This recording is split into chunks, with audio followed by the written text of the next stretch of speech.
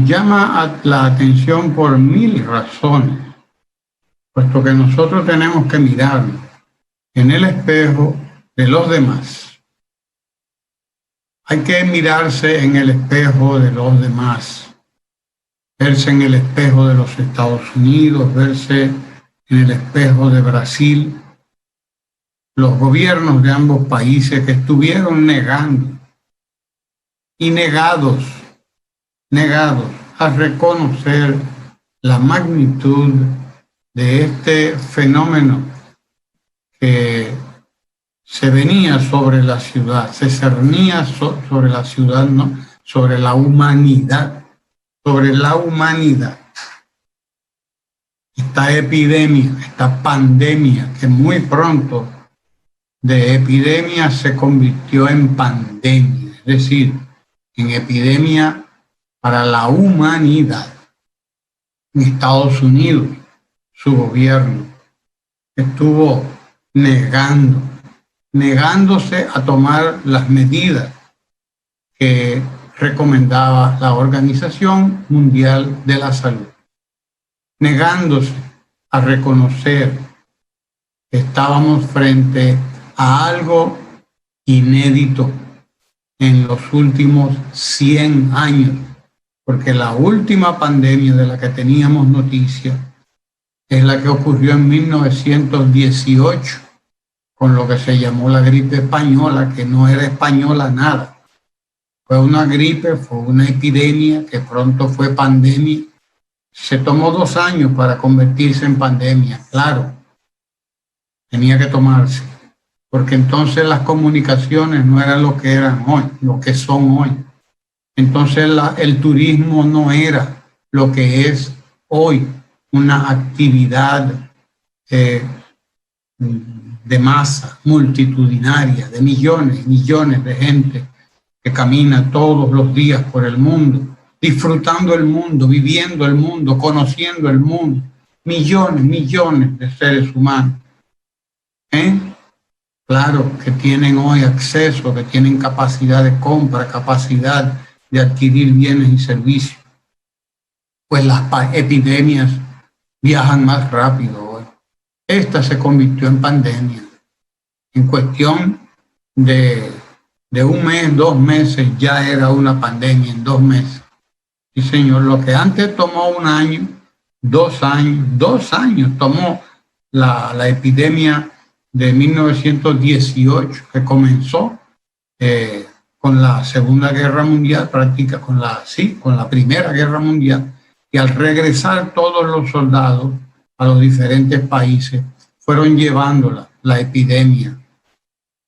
Uno de los últimos lugares a los que llegó fue a España, y de ahí se irradió hacia todos los demás países que tenían y hemos tenido contacto con España siempre. Por eso se le llamó la gripe española, pero española era mucho más que española.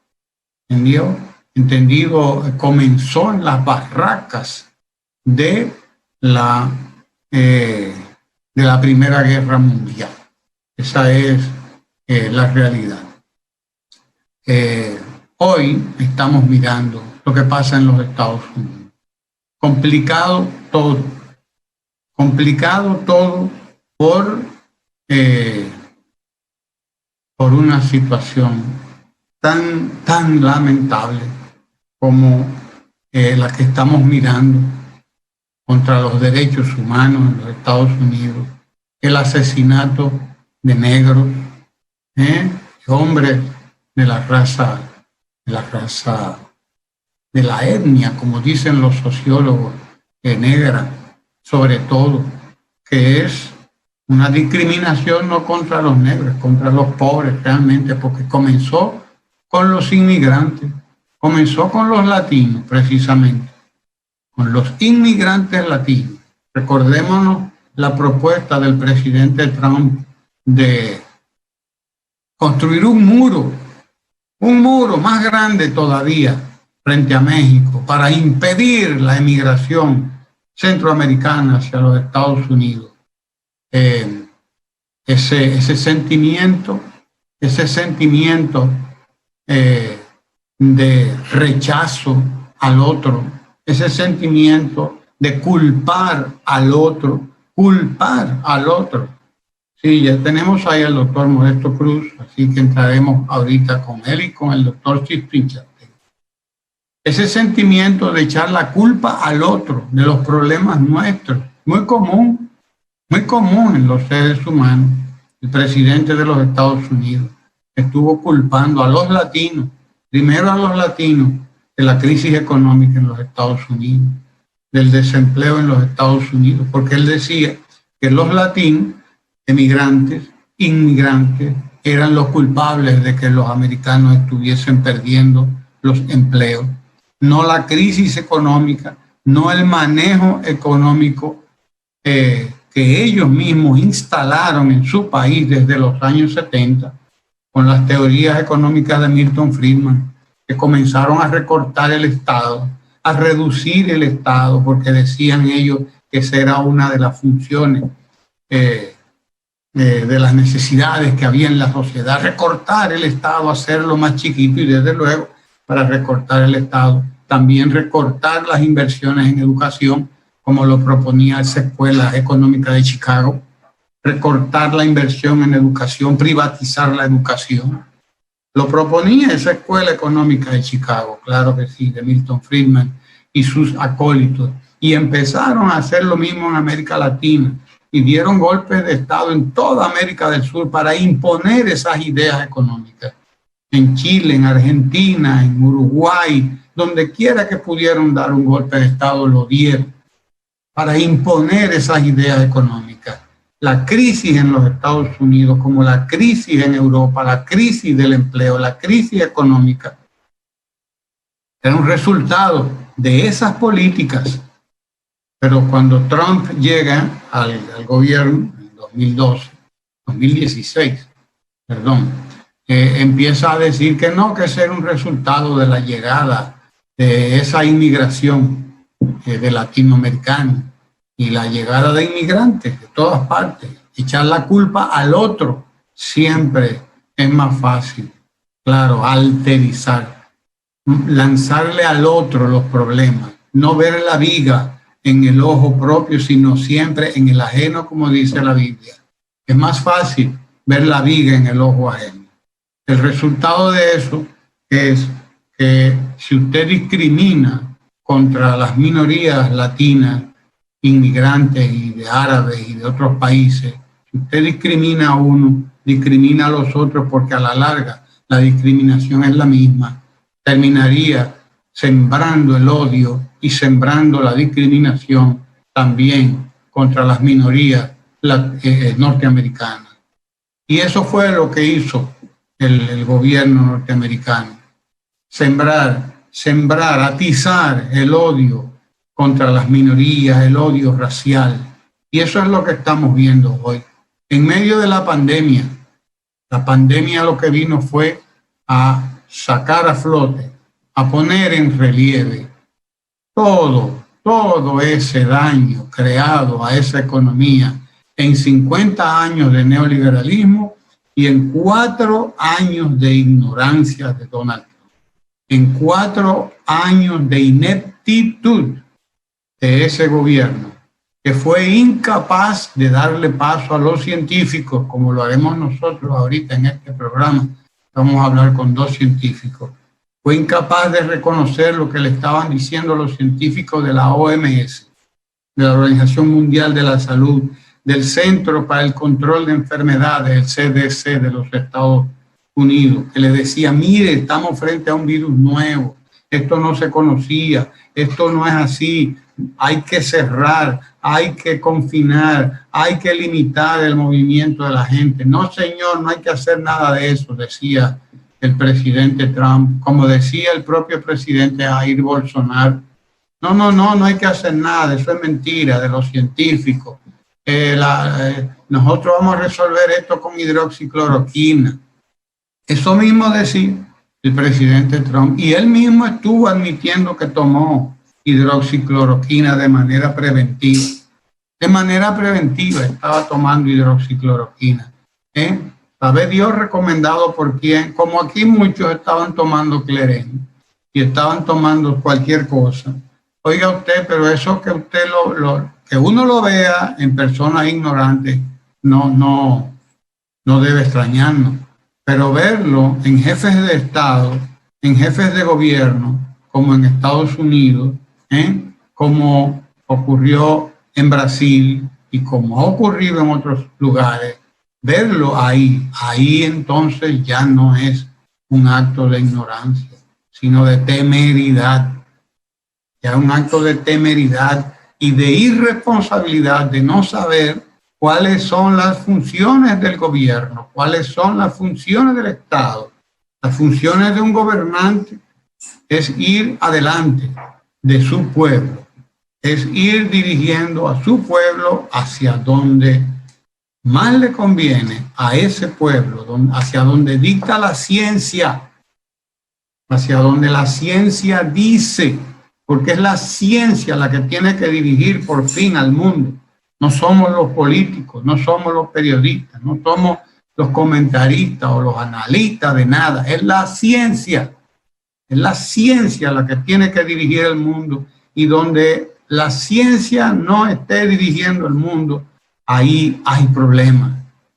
La ciencia económica, bien llevada por políticos que sepan lo que tienen entre manos y que sepan que también los economistas se equivocan, como se equivocaron de medio a medio esos señores de la escuela de Chicago, de Milton Friedman. Equivocaron de medio a medio, comenzaron a instalar el neoliberalismo desde el 1973 con un golpe de Estado en Chile hasta el día de hoy. Hasta el día de hoy, cuando se ha demostrado que el neoliberalismo, si bien tiene 2 o 3 cosas que pueden ser recuperadas para beneficio, porque no hay nada tan malo que no tenga algo bueno, el neoliberalismo no es la solución. No lo es.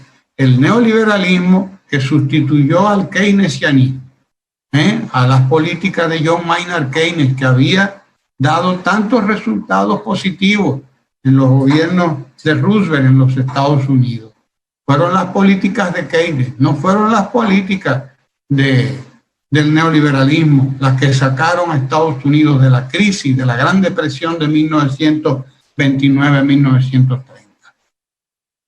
El resultado de no seguir lo que dice la ciencia, el resultado de la insensatez, el resultado de azuzar los odios contra las minorías, es lo que estamos viendo hoy en los Estados Unidos.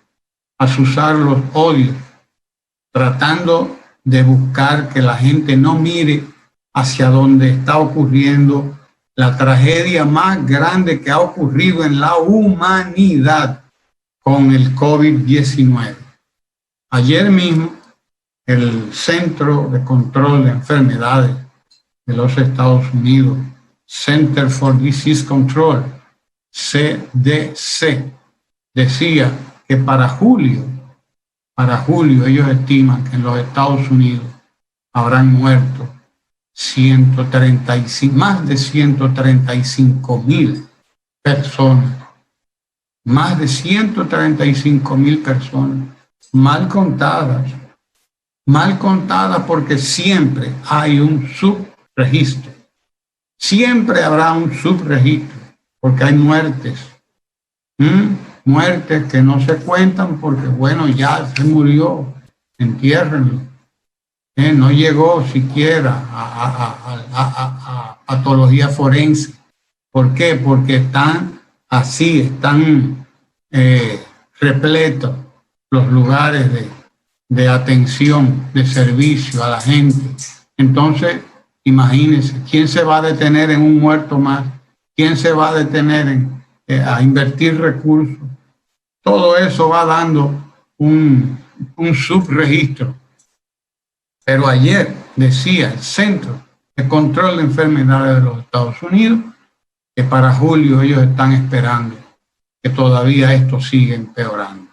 Es decir, estamos hablando de que ellos dicen que superarán los 135,000 muertos de aquí a julio. Oiga usted cómo es que va la cosa en los Estados Unidos, en donde van ya más de 2 millones, mucho más de 2 millones de contagios, de contagiados, de casos activos todavía, más de 2 millones.